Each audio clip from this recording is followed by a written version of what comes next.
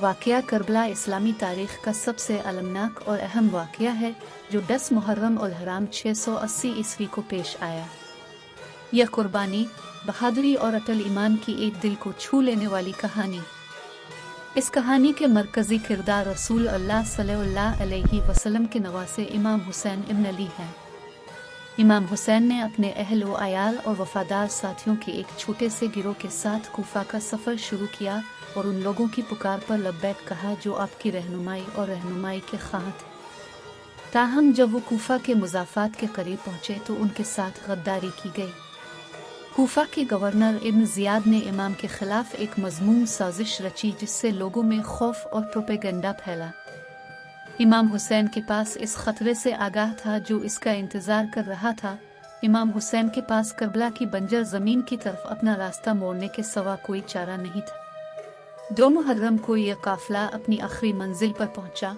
दरियाए फ़रात से घिरा हुआ एक छोटा सा सहराई मैदान और जालिम यजीद की वफादार अफवाज। इमाम हुसैन ने जुल्म और जबर के खिलाफ खड़े होकर यजीद की बैत करने से इनकार कर दिया जो कि इस्लाम की अक़दार से आरी था। वो अपने मौक़िफ़ के नताइज को जानता था, लेकिन वो इंसाफ, वक़ार और रास्तबाजी के उसूलों को बरकरार रखने के लिए पुरज़्म था। इमाम के पैरोकार, जिन्होंने हक़ की तलाश में उनका साथ दिया था, अपनी वफ़ादारी और गैर मुतज़लज़ल हिमायत में साबित कदम रहे। दिन गुजरते गए और यजीद की फ़ौजों की तादाद और ताकत बढ़ती गई। इमाम और उनके साथियों का बेरहमाना मुहासरा किया गया, पानी और खुराक से महरूम कर दिया गया। सख्तियों के बावजूद इमाम हुसैन का अज़्म मुतज़लज़ल रहा। वो ताकतवर खुतबात देते रहे, लोगों को नाइंसाफ़ी और जुल्म के खिलाफ खड़े होने का उनका फ़र्ज़ याद दिलाते रहे। 10 मुहर्रम उल हराम को यौम आशूरा को यजीद की अफवाज ने इमाम हुसैन और उनके साथियों पर वहशियाना हमला किया।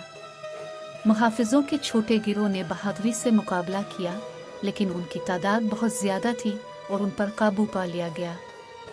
एक एक करके इमाम हुसैन के करीबी ख़ानदान के अफराद और साथी गिर पड़े, हक़ और इंसाफ की खातिर अपनी जानों का नजराना पेश किया। अफरा तफरी के दरमियान इमाम हुसैन गैर मुसल्लह और दुश्मनों में घिरे हुए अपने आखिरी इम्तिहान का सामना कर रहे थे।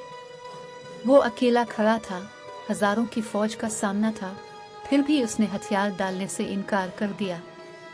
बेमिसाल बहादुरी के साथ वो आखिरी सांस तक लड़ता रहा। तीरों से इसका जिस्म छेद गया और उसका सर उसके अजीम जिस्म से कट गया। करबला के बाद का वाक़या गम व अंदों का था। इमाम हुसैन के ख़ानदान की औरतों और बच्चों को असीर कर लिया गया, ज़िल्लत और मशक्क़त का निशाना बनाया गया। ताहम करबला का पैगाम पूरी तारीख़ में गूंजता रहा। इमाम हुसैन की कुर्बानी जुल्म के ख़िलाफ़ मुज़ाहमत की अलामत बनकर आने वाली नस्लों को मुतासिर करती है।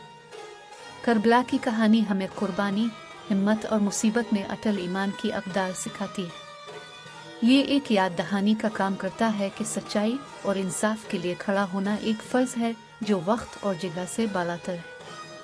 इमाम हुसैन की मीरास जिंदा है, लाखों लोगों के दिलों में नक्श है, जो रास्तबाजी के रास्ते पर चलने की कोशिश करने वालों के लिए रोशनी का मीनार है।